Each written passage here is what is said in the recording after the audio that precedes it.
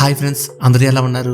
Friends, ఈ వీడియోలో top interesting and facts తెలుసుకుందాం. ఫ్రెండ్స్, వీడియో స్టార్ట్ చేసే ముందు ఈ ఫోటోని ఒకసారి చూడండి. ఈ ఫోటోలో ఒక నెంబర్ తేడా ఉంది. ఆ నెంబర్ ఏంటనేది మీకు తెలిస్తే కింద కామెంట్ సెక్షన్ ద్వారా తెలియజేయండి. అలాగే వీడియో చూస్తున్న వాళ్ళందరూ కూడా వీడియో లైక్ చేయండి. కొత్తగా చూస్తున్న వాళ్ళు మన ఛానల్కి సబ్స్క్రైబ్ అవ్వండి. ఇంకేమాత్రం ఆలస్యం చేయకుండా let's begin the episode. Friends, ఈ ఫోటోని ఒకసారి చూడండి. ఈ ఫోటోలో ఉన్న స్ప్రేని మీరు దేని మీద స్ప్రే చేస్తే కనుక ఆ వస్తువు రాయిలాగా కనిపిస్తుంది. అంటే అది మామూలు వస్తువే అయినా మీ కళ్ళకు రాయిలాగా కనిపిస్తూ ఉంటుంది. మళ్ళా చాలా మంది సిగరెట్ తాగుతూ ఉంటారు. అయితే సిగరెట్ అయిపోయే సమయానికి దాని ఉష్ణోగ్రత 203 డిగ్రీల ఫారెన్హీట్ కి చేరుకుంటుంది. పొగ పీల్చుకున్నప్పుడు మీ శరీరం కొద్దిగా వేడిగా అవుతుంది. మీరు పొగ తాగడం ఆపగానే 20 నిమిషాలకు మీ బాడీ టెంపరేచర్ సాధారణ స్థాయికి చేరుకుంటుంది. 1959లో పాఠశాలకు వెళ్లాలంటే పిల్లలు ఇటలీలోని మోడినాలో కపి ద్వారా నదిని దాటాలి. మానవ శరీరం వివిధ రసాయనాలు లేదా కెమికల్స్ తో తయారైన వ్యవస్థ. ప్రపంచంలో సుమారు 800 కోట్ల మంది ప్రజలు జీవిస్తున్నప్పటికీ ఏ ఇద్దరి శరీర ఆరోగ్యం ఒకే రకంగా ఉండదు. మనిషి యొక్క రూపు, బరువు, ఆరోగ్యం మీద ఆధారపడి ఉంటుంది. స్త్రీ పురుషుల యొక్క శరీర పెరుగుదల ఎందుకు భిన్నంగా జరుగుతుంది? వీటిని అర్థం చేసుకోవాలంటే మానవ శరీరంలో ఉత్పత్తి అయ్యే హార్మోన్లు అనే వాటి గురించి తెలుసుకోవాలి. అసలు హార్మోన్ అంటే ఏంటి? శరీరంలో అవి ఏ విధంగా పనిచేస్తాయి? మానవ శరీరం జీవించడానికి గాలి, నీరు, ఆహారం వంటి వాటిని తీసుకొని వాటి ద్వారా శక్తిని గ్రహిస్తుంది. అదేవిధంగా నిద్ర, శారీరక శ్రమ, మానసిక ఆనందం వంటి వాటిని కూడా పొందుతుంది. ఈ మొత్తం ప్రక్రియ జీవక్రియ లేదా మెటబాలిజం అంటారు. జీవక్రియను నియంత్రించడానికి శరీరంలోని అవయవాలు హార్మోన్ అనే జీవరసాయనాన్ని ఉత్పత్తి చేస్తాయి. హార్మోన్ శరీర అవయవాల్లో ఉండే వివిధ గ్రంథుల ద్వారా విడుదలవుతూ ఉంటాయి. శరీర పెరుగుదలకు, అవయవాల అభివృద్ధికి, సంతానోత్పత్తికి హార్మోన్ ఎంతో అవసరం. శరీరంలో జరిగే ఒక్కో చర్యను ఒక్కో హార్మోన్ నియంత్రిస్తూ ఉంటుంది. శరీరంలో జరిగే ఒక్కొక్క చర్యను ఒక్కొక్క హార్మోన్ నియంత్రిస్తూ ఉంటుంది. కొన్ని ముఖ్యమైన హార్మోన్లు, వాటి పనితీరు గురించి ఇప్పుడు తెలుసుకుందాం. మొదటిది థైరాయిడ్ హార్మోన్. ఇది గొంతు భాగం దగ్గర ఉండే థైరాయిడ్ గ్రంథి లేదా థైరాయిడ్ గ్లాండ్ నుండి విడుదలవుతుంది. థైరాయిడ్ హార్మోన్ అతి ముఖ్యమైనది. ఇది శరీరంలో జరిగే జీవక్రియలన్నింటినీ దాదాపు నియంత్రిస్తుంది. శరీర బరువు, శక్తి, ఇంకా ఉష్ణోగ్రత స్థాయిలు కూడా ఈ హార్మోన్ నియంత్రణలోనే ఉంటాయి. ఇక రెండోది ఇన్సులిన్ హార్మోన్. ఇది కడుపు వెనక భాగంలో ఉండే క్లోమా లేదా ప్యాంక్రియాస్ అనే గ్రంథి నుండి విడుదలవుతుంది. ఇన్సులిన్ హార్మోన్ ఆహార పదార్థాల నుంచి లభించే గ్లూకోజ్ ను అన్ని అవయవాలకు చేరేలా చేసి శరీరం శక్తిని పొందడంలో సహాయపడుతుంది. దీనితో పాటు రక్తంలోని గ్లూకోజ్ స్థాయిని కూడా నియంత్రిస్తూ ఉంటుంది. ఇన్సులిన్ హార్మోన్ పనితీరులో సమస్యలు వస్తే ఆ పరిస్థితిని మధుమేహం వ్యాధి లేదా షుగర్ వ్యాధి అని పిలుస్తారు. మూడోది అడ్రినలిన్. ఈ హార్మోన్ అడ్రినలిన్ గ్రంథి నుండి విడుదలవుతుంది. అడ్రినలిన్ ఆపద సమయంలో పనిచేసే హార్మోన్. ఒక వ్యక్తి భయపడినప్పుడు లేదా తీవ్ర ఒత్తిడిలో ఉన్నప్పుడు వేగంగా ఆలోచించి నిర్ణయాలు తీసుకోవడానికి సహాయపడుతుంది. శరీర కండరాలన్నిటికీ వేగంగా రక్త ప్రసరణ జరిగేలా చేసి అవి వేగంగా స్పందించేలా చేస్తుంది. నాలుగోది గ్రోత్ హార్మోన్. ఇది మెదడులో ఉండే పిట్యూటరీ గ్రంథి నుండి విడుదలవుతుంది. గ్రోత్ హార్మోన్ శరీర పెరుగుదల, కణాల ఉత్పత్తి, గాయాల మాన్పు వంటి చర్యను నియంత్రిస్తుంది. ఐదోది టెస్టోస్టిరాన్. ఇది పురుషులకు సంబంధించిన సెక్స్ హార్మోన్.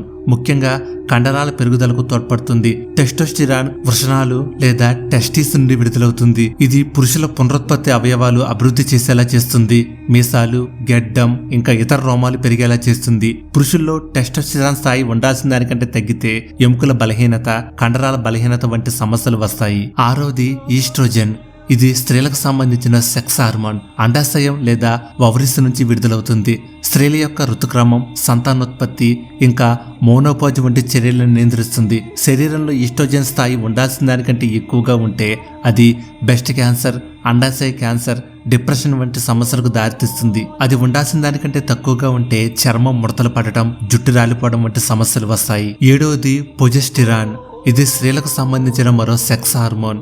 ఇది అండాశయం ఇంకా అడ్రినలిన్ గ్రంథుల నుండి విడుదలవుతుంది. స్త్రీలు గర్భం దాల్చినప్పుడు వారి శరీరంలో జరిగే మార్పులను ప్రొజెస్టెరాన్ నియంత్రిస్తూ ఉంటుంది.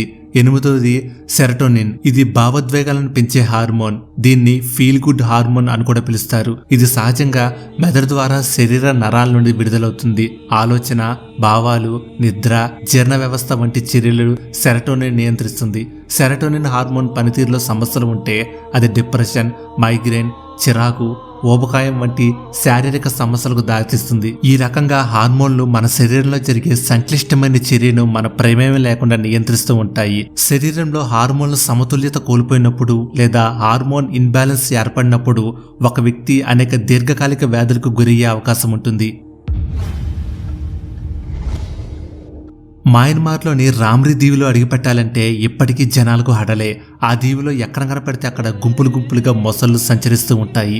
ఉప్పు నీటిలో బతికే ఈ మొసళ్ళకు చిక్కితే వాటి పరమైపోవడం తప్ప బతికి బతకట్టడం అసాధ్యం. ప్రపంచంలోనే అత్యంత ప్రమాదకరమైన దీవుల్లో ఒకటిగా పేరు మోసిన ఈ రామ్రీ దీవికి ఒక చరిత్ర ఉంది. రెండో ప్రపంచ యుద్ధ కాలంలో ఇక్కడ మోహరించిన బ్రిటిష్ ఇండియన్ ఆర్మీ బలగాలపై దాడి చేసేందుకు జపాన్ సైన్యం ఈ దీవిలో చేరుకునే ప్రయత్నం చేసినప్పుడు వందలాది మంది జపాన్ సైనికులు ఈ దీవిలోని మొసళ్లకు పలారమైపోయారు. యుద్ధ సమయంలో అత్యధికులు జంతుదాడిలో మరణించిన సంఘటనగా గిన్నిస్ బుక్ ఆఫ్ వరల్డ్ రికార్డులో కూడా ఇది చోటు పొందింది.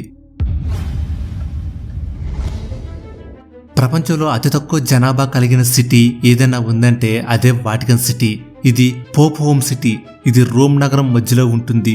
అంతా కలిపి 0.19 చదరపు మైళ్ళు అంటే 0.30 కిలోమీటర్లు మాత్రమే ఉంటుంది. వజ్రం అంటే ఒక వైబ్రేషన్, ఒక ఎమోషన్, ఒక రేంజ్. ఇలా చెప్పుకుంటూ పోతే వజ్రం అంటే వజ్రమే, దానికి లేదు సాటి. ఎన్నో ప్రత్యేకతలు కలిగిన వజ్రాల గురించి ఎన్నో ఆసక్తికరమైన విషయాలున్నాయి. వజ్రాలు మనుషులు తయారు చేసేవి కావు. ఈ ప్రకృతి వనరుల్లో భాగంగా తయారు చేసినవి కాదు. భూమిలో ఏర్పడిన అత్యంత విలువైన గొప్ప సంపద వజ్రాలు. అసలు వజ్రాలు ఎలా భూమిలోకి వచ్చాయి, అవి ఎలా ఏర్పడతాయి, వాటి ఏర్పాటు వెనక ఎన్నో ఆసక్తికరమైన వింత విషయాలు ఉన్నాయి. రైతుకు దొరికిన వజ్రం, రైతు కూలీకి దొరికిన వజ్రం, రాత్రికి రాత్రే కోటీశ్వరుడైపోయాడు అనే వార్తలు వింటూ ఉంటారు. ఏపీలోని కర్నూలు వంటి ప్రాంతాల్లో పొలాల్లో వజ్రాలు దొరుకుతాయనే వార్తలు తొలకరి వర్షాల సమయంలో వింటూ ఉంటారు. అసలు వజ్రాలు భూమికి ఏంటి సంబంధం, వజ్రాలు భూమికి ఎలా వచ్చాయి, దీని వెనక జరిగే ప్రక్రియ ఏంటనే విషయాలు చాలా ఆసక్తిని కలిగిస్తాయి. ఒక వజ్రం ఏర్పడటానికి కోట్ల సంవత్సరాల సమయం పడుతుంది. వినటానికి చాలా ఆశ్చర్యంగా ఉంది కదూ.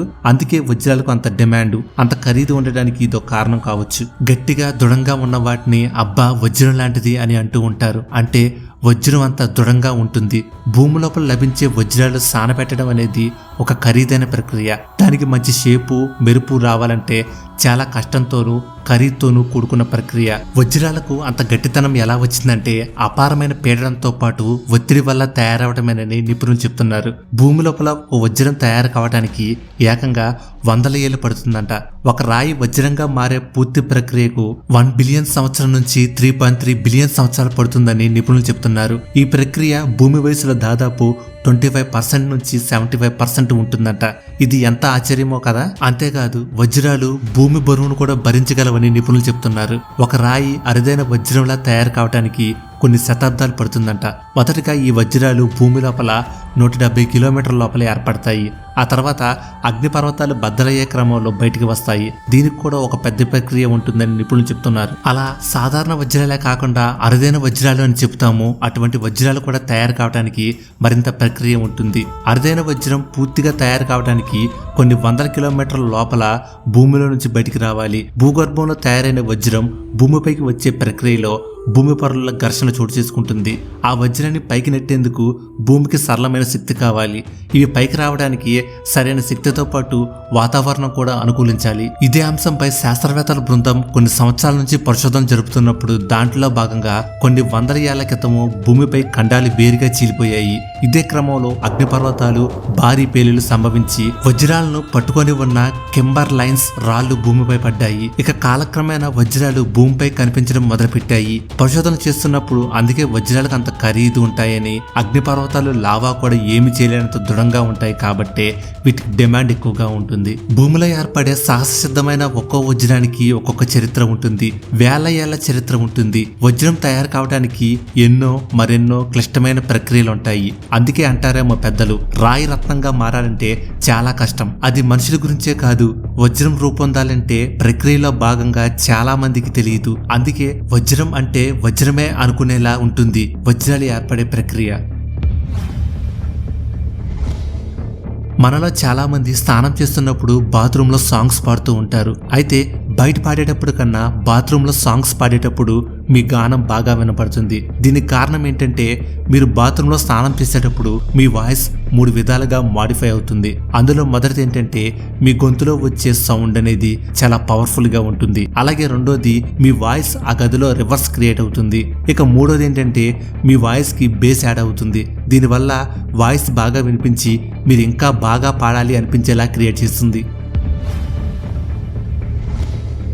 ఈ భూమి మీద మనుషులు మొత్తంలో ఆడ మగ ఇలా ఉంటారు. కానీ మూడో టైప్ కూడా ఉంటుంది, అదే ట్రాన్స్జెండర్. పురుషుడు మరియు స్త్రీ సెక్స్ లో పాల్గొన్నప్పుడు పురుషుడి స్ఖలనం తర్వాత స్త్రీ యోనిలోకి కోట్ల కొద్ది వీర్య కణాలు వెళ్తాయి. అయితే స్త్రీలోనే అండానికి చేరుకున్నప్పుడు ఆడవాళ్లు గర్భం దాల్చడం జరుగుతుంది. అయితే పురుషుడి వీర్యంలో ఎక్స్ మరియు వై క్రోమోజోమ్లు ఉంటాయి, కానీ ఆడవాళ్ళలో కేవలం ఎక్స్ క్రోమోజోమ్ మాత్రమే ఉంటుంది.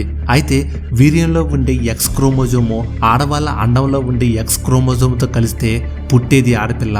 అదే మగవాళ్ళ వీర్యంలో ఉండే వై క్రోమోజోమ్తో ఆడవాళ్ళ అండంలో ఉండే ఎక్స్ క్రోమోజోమ్ కలిస్తే పుట్టేది మగపిల్లవాడు. సరే, ఇప్పుడు ఆడమగ పుట్టుక గురించి తెలుసుకున్నాం కదా. అయితే ట్రాన్స్జెండర్ పుట్టుక కూడా మామూలు ఆడవాళ్ళు మరియు మగవాళ్ళ పుట్టుకలాగే జరుగుతుంది. కానీ ఇక్కడ ఒక చిన్న విషయం ఉంది. మగవాళ్ళ స్ఖలనం తర్వాత వీర్య కణాలు ఈదుకుంటూ ఆడవాళ్ళ అండం దగ్గరికి చేరుకుంటాయి. ఇలా అండం దగ్గరికి వెళ్లిన వీర్య కణాల్లో కేవలం ఒకటి మాత్రమే అండం లోపలికి వెళ్తుంది. ఇలా వెళ్లే క్రమంలో బయట చాలా వీర్య కణాలు ఉంటాయి. ఈ వీర్య కణాల్లో ఎక్స్ మరియు వై క్రోమోజోములు ఉంటాయి. ఈ ఎక్స్ వై క్రోమోజోముల్లో ఒకదాంతో ఒకటి ఫిక్స్ అయ్యి అటువంటి వీర్యం అండం లోపలికి ప్రవేశిస్తే అప్పుడు పుట్టే బిడ్డలో బాడీలో మార్పులు వచ్చే అవకాశం ఉంటుంది. అదేంటంటే అబ్బాయి అయితే మామూలుగా ఉంటే వారి యొక్క ప్రైవేట్ పార్ట్స్ ఆడవాళ్ళలాగా ఉండటం ఇలాగా రివర్స్ లో జరుగుతూ ఉంటుంది. దీనివల్ల వారి బాడీలో మార్పులను బట్టి వాళ్ళు ట్రాన్స్జెండర్ అయ్యే అవకాశం ఉంటుంది. అంతేకాని ఇది ఎవరి శాపం కాదు. కానీ మనలో చాలా మంది వాళ్ళని చూసినప్పుడు ఏదో వింత వస్తువులు చూసినట్లు లేదా వాళ్ళు మన పక్కన నుంచుంటే మన పరువేదో పోయినట్లు ఫీల్ అవుతూ ఉంటారు. కేవలం ఈ సమాజంలో ఆడవాళ్ళకి మగవాళ్ళకి మాత్రమే పని దొరుకుతుంది, కానీ ట్రాన్స్జెండర్ కి ఎవరూ పని ఇవ్వరు. మనమందరం మనుషులమే. దయచేసి ఇటువంటి వారిని ఎవరూ కూడా చిన్నచూపు చూడవద్దు, అలాగే తక్కువ చేసి మాట్లాడొద్దు. వీలైతే సహాయం చేయండి. ప్రాచీన గ్రీకు ప్రజలు నగ్నంగా వ్యాయామం చేసేవారంట. ఒక రోజుకి 3 కప్పులు కాఫీ తాగడం వల్ల అల్జీమర్స్ వ్యాధి పెరుగుదల తగ్గిపోతుంది. మనం గనక ఒక పిల్లిని బూర్జ్ ఖలీఫా మీద నుంచి గనక కిందకు విసిరిస్తే అది చావకుండా సేఫ్గా ల్యాండ్ అవుతుంది. ఆకలి లేకపోయినా ఖాళీగా ఉన్నాం కదా అని ఏది పడితే అది తినడాన్ని జపాన్లో కుజి జమిషి అంటారు. ఒక్కసారి నిద్రలో మనతో మనం మాట్లాడుకుంటూ ఉంటాం. ఇలా నిద్రపోయేటప్పుడు మనతో మనం మాట్లాడుకోవడానికి శాస్త్రీయంగా సోమ్నిలోకియా అంటారు. పచ్చిమిరపకాయలో ఉండే క్యాప్సిసిన్ శరీర మెటబాలిజం ప్రక్రియను వేగవంతం చేస్తుంది. దీంతో క్యాలరీలు త్వరగా ఖర్చు అవుతాయి. ఫలితంగా అధిక కొవ్వు కరిగి బరువు తగ్గుతారు. అలాగే గుండు కొట్టుకునే వేగం కూడా సక్రమంగా ఉంటుంది. ఫ్రెండ్స్, ఈ మధ్యకాలంలో చాలా మంది స్టాక్ మార్కెట్లో ఇన్వెస్ట్ చేసి మంచి లాభాలు సంపాదిస్తున్నారు. మీరు కూడా వీరిలాగా స్టాక్ మార్కెట్లో ఇన్వెస్ట్ చేయాలన్నా, మ్యూచువల్ ఫండ్స్లో పెట్టుబడి పెట్టాలన్నా మీకు ఒక డీమ్యాట్ అకౌంట్ తప్పనిసరిగా ఉండాలి. ఇండియాలో ది బెస్ట్ ప్లాట్ఫామ్ అయిన ఏంజల్ వన్లో మీరు ఫ్రీగా డీమ్యాట్ అకౌంట్ ఓపెన్ చేసుకోవచ్చు. దీనికి ఎటువంటి మనీ కూడా పే చేయాల్సిన అవసరం లేదు. డిస్క్రిప్షన్ మరియు కామెంట్ సెక్షన్లో ఇచ్చిన లింక్ మీద క్లిక్ చేసి మీరు డీమ్యాట్ అకౌంట్ ఓపెన్ చేసుకుంటే ఇందులో మీరు IPOs, mutual funds, gold, commodity trading, futures and ఆప్షన్స్తో పాటు యుఎస్ కంపెనీలు అయినటువంటి Google, Facebook, Netflix, Amazon, Tesla, Microsoft వంటి స్టాక్స్లో కూడా మీరు ఇన్వెస్ట్ చేయవచ్చు. ఇందులో మీరు కేవలం 100 రూపాయలతో కూడా ట్రేడింగ్ స్టార్ట్ చేయవచ్చు. అలాగే మీరు మీ ఫ్రెండ్స్ కూడా రికమెండ్ చేసి మనీని సంపాదించవచ్చు. మీరు డీమ్యాట్ అకౌంట్ ఓపెన్ చేయాలంటే pan card, Aadhaar card, bank account book ఉంటే చాలు. విత్ ఇన్ 5 minutes మీకు మీరే అకౌంట్ ఓపెన్ చేసుకోవచ్చు. ఇంకెందుకు ఆలోచిస్తున్నారు? ఈ వీడియో కింద ఉన్న డిస్క్రిప్షన్ మరియు కామెంట్ సెక్షన్లో ఇచ్చే లింక్ మీద క్లిక్ చేసి విత్ ఇన్ 5 minutesలో అకౌంట్ ఓపెన్ చేసుకొని సక్సెస్ఫుల్గా ట్రేడింగ్ స్టార్ట్ చేయండి. మరికొన్ని ఇంట్రెస్టింగ్ అయిన విషయాలు తెలుసుకుంటాకి సిటీసీ ప్యాడ్స్ని సబ్స్క్రైబ్ చేయండి. వీడియో పెట్టగానే నోటిఫికేషన్ రావాలంటే పక్కనే బెల్ సింబల్ కనపడుతుంది, దాన్ని కూడా యాక్టివేట్ చేయండి. ఈ వీడియో కానీ మీకు నచ్చితే లైక్ చేయండి. అలాగే మీ ఫ్రెండ్స్ అందరికీ వాట్సాప్, ఫేస్బుక్ గ్రూపుల ద్వారా ఈ వీడియోని షేర్ చేయండి. మీ అభిప్రాయాన్ని కామెంట్ ద్వారా కూడా తెలియజేయండి. Thank you for watching.